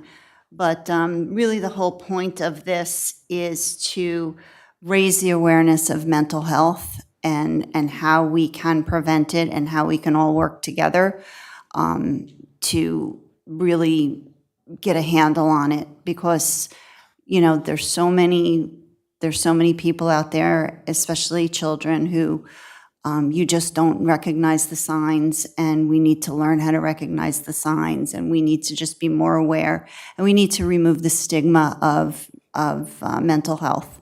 So it's a really, really important event. It's September 10th on Lombardi Field, and I urge everyone to participate in some way, whether donate or sponsor or volunteer, do the walk. But please come out to Lombardi Field. Sarewood South Day was mentioned on August 12th. It's going to be down at the waterfront, as was mentioned. It's going to be a great day. Bands at night, fireworks, always a great time. There's also currently going on, the Middlesex County Fair is currently going on, and it is happening until this Sunday. So, look that up and, go and attend. It's a great time. I was there last year. I was unable to get there this year, but it's a great time. So just a couple of things. Oh, also, I had the privilege of being invited, as the rest of the council, to the Camp VIP Day at the YMCA, and had a great time. We had a great tour guide bring us around and show us all the different things that the campers were doing, and played a little tug of war. I got online, I got a little hand burn from the, tug of war, and we did lose to the campers, but that's okay. Um, And, it was a great day seeing what the Y is providing and doing for the, for their campers. So there's that. And, I'm sorry, the gentleman, Joe, I think was his name, I'm sorry that he left. I would have liked to have spoken to him afterwards, it's too bad that he didn't have a little bit more time to speak up here. I would have liked to have seen, heard a little bit more from him about the situation, because, sometimes we aren't aware of everything that's going on, and it's important to hear from the residents in the actual neighborhoods. With regards to the golf course, I did hear that there was, I did hear a comment that we don't set the rates. No, we might not set the rates, but we set the requirements in the RFP. So that is what we do. And also, thank you for, again, for the presentation of the budget. And I just want to, and yes, the Board of Ed budget is a huge portion of the budget. And if anybody has any questions about what that money goes for and how it is allocated within the Board of Ed, I encourage you to go to a Board of Education meeting, speak to the business administrator at the at Central Administration, the school business administrator. He will gladly answer your call and explain to you any questions that you have about where that money, how that money is allocated, because I know it's a huge portion of our bill, but it's important to educate our kids. We have around 8,000, give or take, students, and it takes a lot of resources to educate them. And good schools promote a good township, and our house values, our community. People want to move where the schools are good, so it's important that we support that. So anyway, I think that is it for me. Thank you very much, and continue to have a wonderful summer. Thank you. Councilperson De Palma. Thank you. So to reiterate, I guess everyone will probably jump on this as well. The National Night Out was a great event. Thank you to Chief, Old Bridge PD, our volunteer, fire, EMS, and our township employees. It was a great event. I know that it was not a long-planned event, but it was a great event nonetheless. Looking forward to many more of these going forward. I know a lot of towns have had these in the past. It's great that we now have it, and we definitely want to continue this into the future. Hopefully next year a little bit bigger and a little bit better. So this weekend there was an event over at the high school and on Geik Park. It was the 33rd annual Sikh Games. Was held in our town. I believe it's for the second year up there. What a phenomenal event. The number of people and the number of families that came from the entire state from the Sikh community was a phenomenal thing to see. Whether it was watching the volleyball games, the soccer games, basketball that happened. It was such a great event. It's great to see that type of an event come to our town and continue to come to our town and want to be here. I think it's a testament to Mayor Henry and the administration on inviting these folks in and making the township such a welcoming place. So, Mayor, thank you again, and hopefully we look forward to having them next year. And finally, the golf course. So this is a big step today in awarding this, the Old Bridge Golf Management Company. So hopefully within the next number of weeks, we'll start seeing opening dates when the driving range will open, when the mini golf will open, and then ultimately when the golf course is open. One of them, I would say probably the most questions I get outside of the taxes recently would be, when is the golf course opening? When are we going to be able to play? I think this is the biggest step forward that we have since they broke ground. So now that we have this company ready to rock and roll and have the management ready, we'll start to see things moving very quickly. As I've said in the past, I've driven past that golf course probably every day since the inception of the building. The speed that it's happened, obviously, we all want it done immediately. Golf courses are big, they are complex, and from my understanding, the folks that are building it for our town, and is actually giving it to the town, he's making a lot of changes to how that course looks. I think it's becoming better and better, and probably a little bit harder based off of what I've heard. Some of the holes have gone from, if it's a par three, good luck getting a par. So I'm very much looking forward to teeing off there and having the residents of this town utilize it, especially the driving range and the mini golf. I think it's going to be a great place for our township residents to either have their family, friends, some of our younger folks be able to maybe get into golf, because I think it's a great sport. Get you outside, nice 4-hour event. And finally, just everyone, happy Labor Day. I believe our next council meeting is September 12th. Yes. So the next time we all see you will be post-Labor Day. It'll be school starting and all of that. So for all of the students that'll be starting school, and students like my daughter who will be going into new schools, good luck. Don't worry. You'll get the hang of it. Enjoy the rest of the summer. I don't want to jump ahead and saying, hey, welcome to school, but unfortunately, by the next time we all meet, it will be school time. So hope everyone enjoys the rest of their summer. And for those that are starting school, good luck on the opening day. Thank you.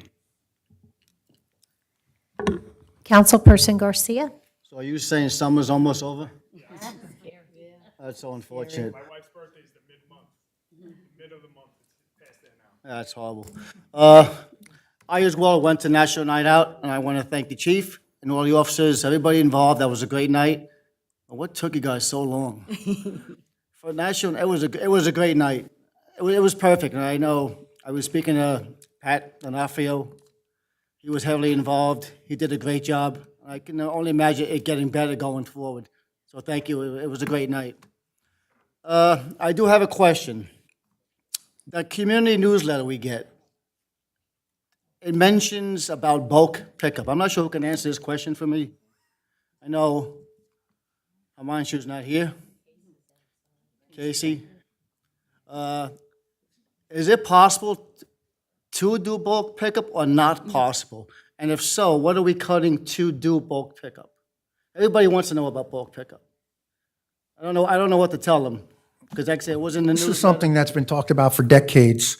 A town this size, bulk pickup, you wouldn't see the reduction in municipal taxes, that's for sure.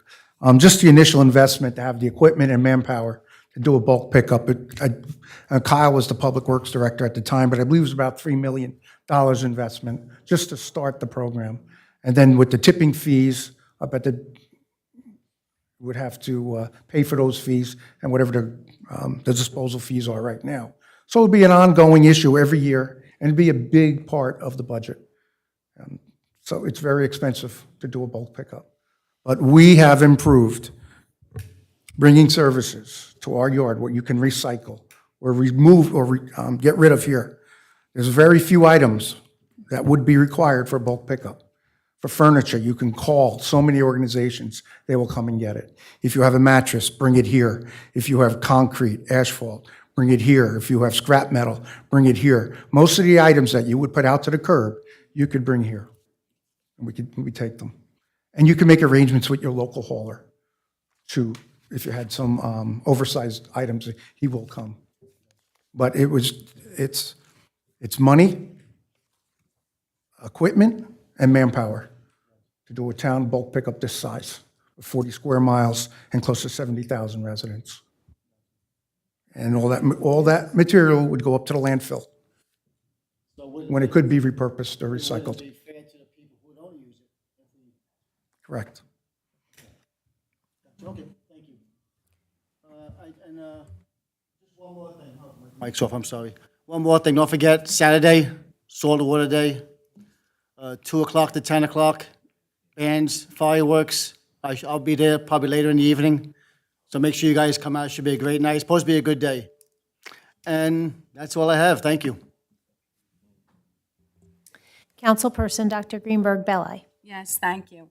Once again, we see when I'm hearing from everyone really how active and how many things are going on all the time in Old Bridge. Things that the township provides. As we said, we all enjoyed first night, National Night Out, and the kids really did have a lot of fun. And I think what the parents should realize when they walk around, I mean, I was in awe of all the equipment. I don't think people realize the amount of equipment and investment that we have in the vehicles and the equipment that the police need, whatever they need, we want to provide for them for their safety and for the safety of the residents.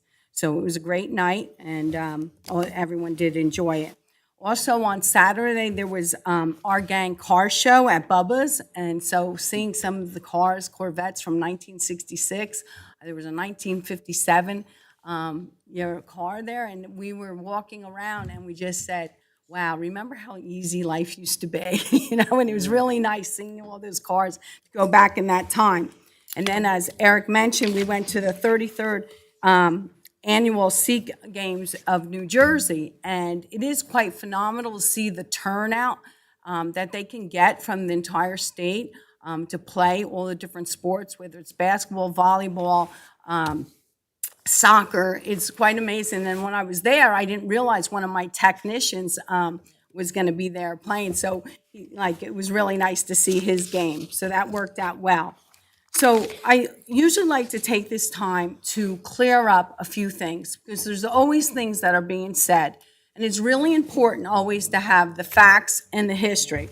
So one of the things, like with the golf course, we've heard a lot of negative things with the golf course. Unfortunately, that was when Barbara Cannon was the mayor. That land was earmarked. In fact, she had the interest, when it was being preserved, to have a golf course at that time. And while she was still in office, it was always going to be restricted for that. And then issues came up, things with the state, and it never got off the ground. So now we're very fortunate. We are literally from someone who's developing in the town that realized they want to be good partners with the town. So everyone's up in arms about warehouses. But I will tell you, the property where the warehouse is going to be could have been 10,000 residential units. So when people put that in context, if you put in traffic, average, say even one car per home, but usually there's two, that is 20,000 residents jammed on the roads, the internal part of the township. That would be gridlock. Right now on Route 9, I hope everyone realizes that people travel Route 9 to go south. They live in Manalapan, they live in Marlboro, they live in Freehold. That's what happens. Also during the summer, everyone's going to the shore.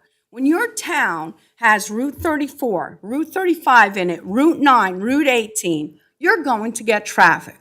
So if everyone thinks these warehouses are going to be bringing traffic, they are not. You can ask the police that where the traffic comes, they are from cars coming there.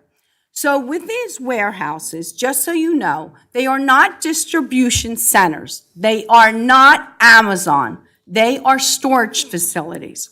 So what do we get in return? We preserved 430 acres by this warehouse being built.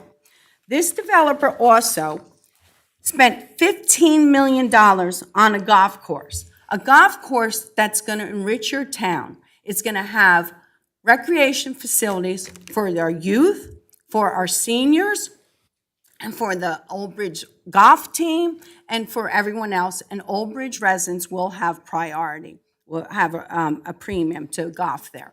They have a little mini golf for them. There's driving range. And it protects your environment also. It's open space. There's still animals will be transversing over that golf course, whether they like it or not. There's trees. And talking about trees, this developer has earmarked the planting of 10,000 trees in Old Bridge. Think of that, 10,000 trees. 2,000 trees on that property and 8,000 trees anywhere else that we want it built. Also, this is why I want everyone to be aware how serious this is.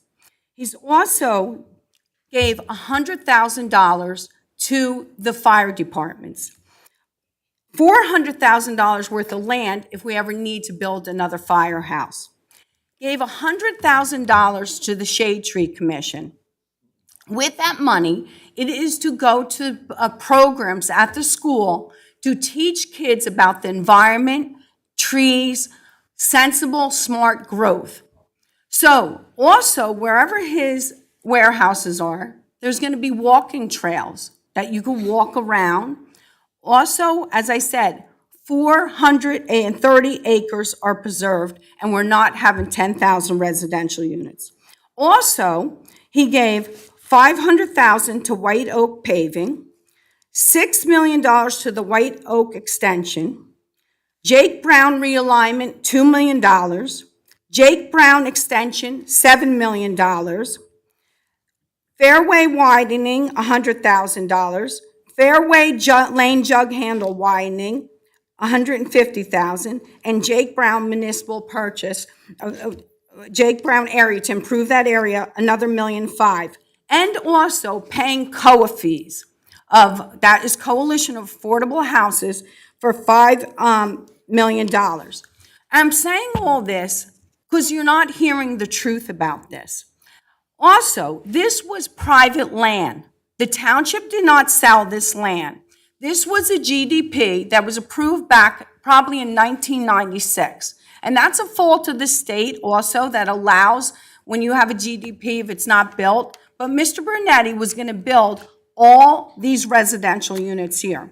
So now I bring you to go around to Sayreville, to go around to East Brunswick, and to go around to Monroe. I can guarantee that they don't have a partner, and we bartered with this developer who's building these warehouses to get all these positive effects for Old Bridge. When you drive down north, when you are coming from north to south on 9, you really have to look to see that warehouse on the left. The trees, when it's done, will be grown around it. Also, it backs up. Right now, the county's doing a project on Cottrell Road. So you see it where they cut away to store their materials for Cottrell Road, but you will not see that warehouse. He's putting in a berm. There's times for planting with the trees. Unfortunately, with this season, this very humid, hot season, the trees would have died. There was incentive to build it there. So he's having a berm, a fence, and vegetation. In a few years, when those trees grow up, you will not see it.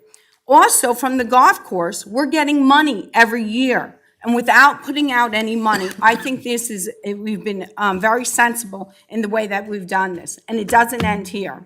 So then a lot of people, also, I want to tell you, so since they are storage facilities, when everyone talks about traffic, just imagine if these facilities were built in Manalapan or Marlboro or Freehold. We would get the traffic and it would be just traveling through there, but we would get no benefits from it. Also from the point of view, as I said, with Sayreville, they're building a warehouse. There is no regard for Old Bridge on Cheesequake Road, no road improvements, and they're going to be negatively impacting Old Bridge. Why doesn't everyone go there and tell them what have they done? We've made sure that things are going to be good for the residents. And keep in mind, no trucking company wants to pay their men, their truck drivers, to sit in traffic. There are going to be certain times. This is not a distribution center. So I want to make that clear. Then right now, I had asked for the overview of open space in Old Bridge. So Old Bridge has approximately 1,818 acres of land preserved under Rossi. That's active recreation, passive recreation, and open space. There's approximately 2,700 acres of land covered by Middlesex County parks within Old Bridge. Also, there's the state park of Cheesequake, which is about 1,000 acres. So when you take into effect 64 acres equals 1 square mile, we have 7.5 square miles of land that is preserved. And this isn't even including private land. If you take into farms, Hauser's Farm, Lolly's Farm, Schulmeister's Farm, Gaspercheck Farm, Berardi Farm, 10 Little Acres, Belli Farm, my own farm, That is preserving land. That is open space. I am committed and dedicated to open space. I've been from the beginning when we had an open space referendum that we put through under Barbara Cannon. It was sunset in the administration after her under Mayor Phillips, and that's why we don't have it. But we have found a way through this process with this developer of this warehouse, which was not public property. The only public property was the school portion, where the Nike base, where the school used to sell, store their buses. That's the only public, and no one on here other than Mr. Carroll sold that land. We have not voted for any land to have a warehouse. This was a GDP that was done. We are preserving the land, and we are getting everything that we possibly can to make Old Bridge still maintain a quality of life for everyone in here, and help the police as far as with traffic, and help to improve our roadways, and help the quality of life of having a golf course and other amenities done in this town. And I really hope that everyone understands that and sees that for what it is. And it is just the way that it is now. And if you compare, as I said, other towns, my animal hospital's in East Brunswick, that's a nightmare. So when you want to go to visit other towns and compare it to Old Bridge, I would. And always remember, wherever your house is, wherever you live in this town, at one time, it was open space. So it's not like the last one in, everyone wants to close the door. It doesn't work that way. And also, people have a right to develop their land, and we've been sensible anytime that someone does to increase the amount of buffers, get green spaces and conservation easements wherever there's done, and that isn't even included in this open space. So we are always working towards that to maintain a quality of life in Old Bridge. I thank you very much for the time, and I hope you understand this information, and I hope you realize the poor information that's being told out there, but these are the facts, and there is a history to everything in this town, and it's important to know the history, that this board, no one voted on this board for the development, the GDP that was passed in the late 1990s. Thank you very much. Councilperson Pasquini? It's a hard act to follow there, Dr. Greenberg. That was really good. I agree with all that. And everybody should remember that the administration here negotiated this deals with the warehouse. They negotiated all these amenities that we got for the residents. You know, it wasn't like one of these things we just close our eyes and just go ahead and go build. A lot of thought went in there, a lot of meetings, and you know, I mean, we negotiated. They've built a golf course for us, for our residents, and we maintain ownership of that golf course. Now, yeah, we approved tonight a management company to manage that golf course, but we maintain the ownership. And at the end of the year, we'll look at it again, and they'll have to renegotiate their management deal, or however long it is. But just to make the point that this wasn't just something that was done blindly. It was very carefully considered by all the professionals in town, by our department heads. So I also want to, you know, it's silly season again. You know, it's an election time, and you hear all these stupid things. And I thank you, Terry, for your comments. I appreciate it. You know, because I'm a councilman, I'm elected, I don't give up my constitutional rights to be able to speak out when I see something that's wrong.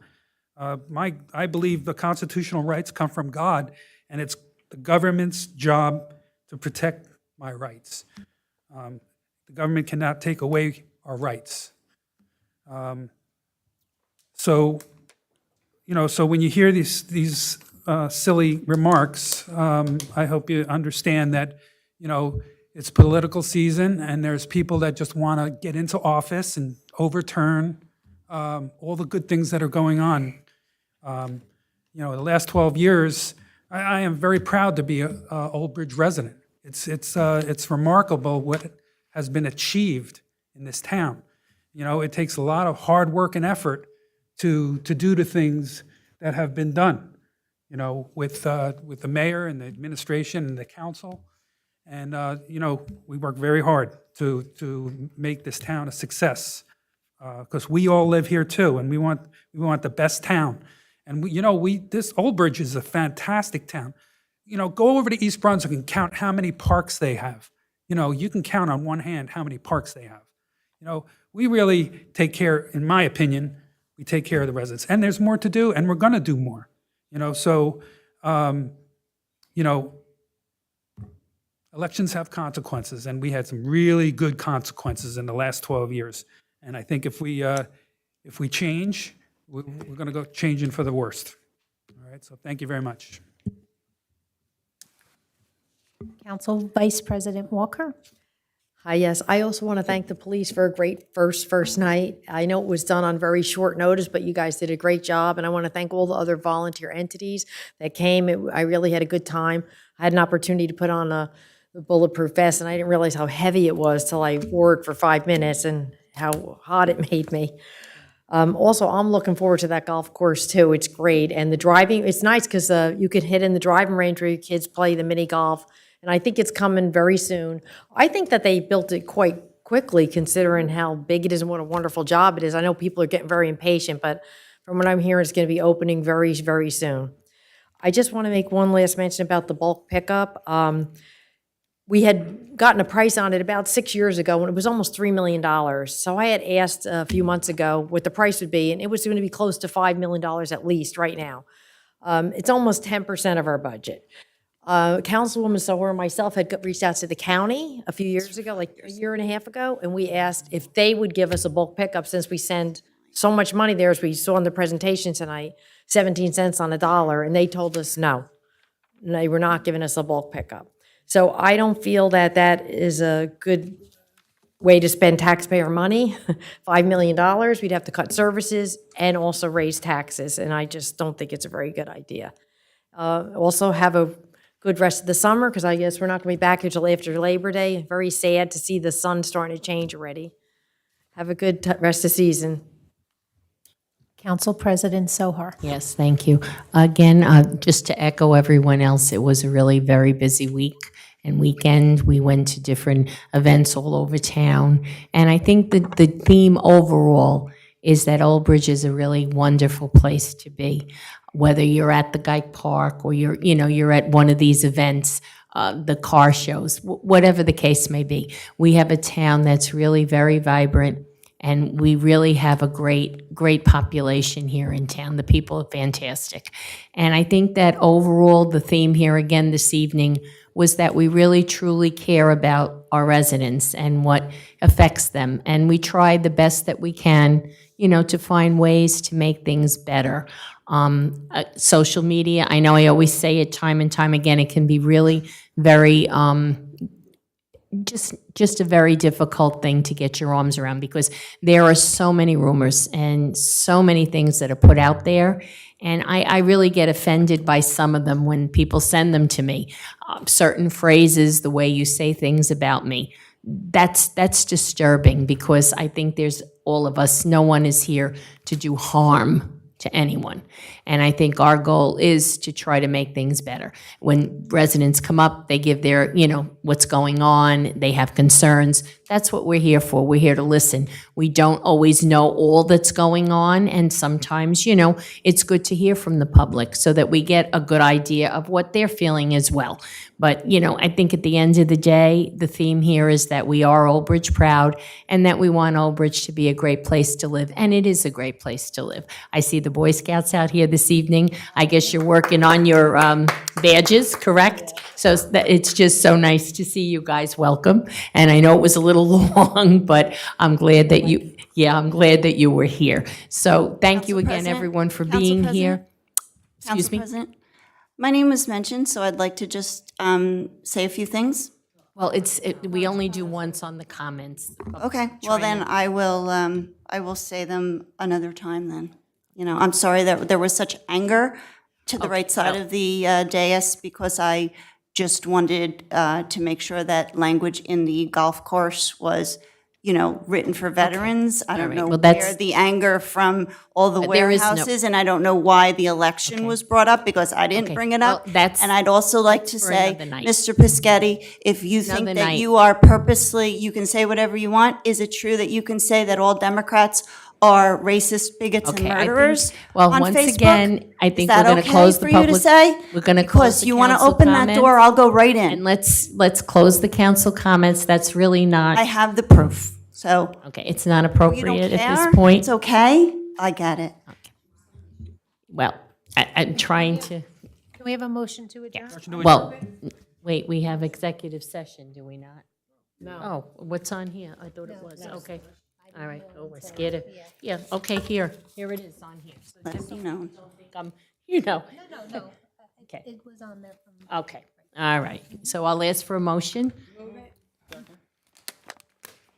Roll call on a motion to, Who made the motion?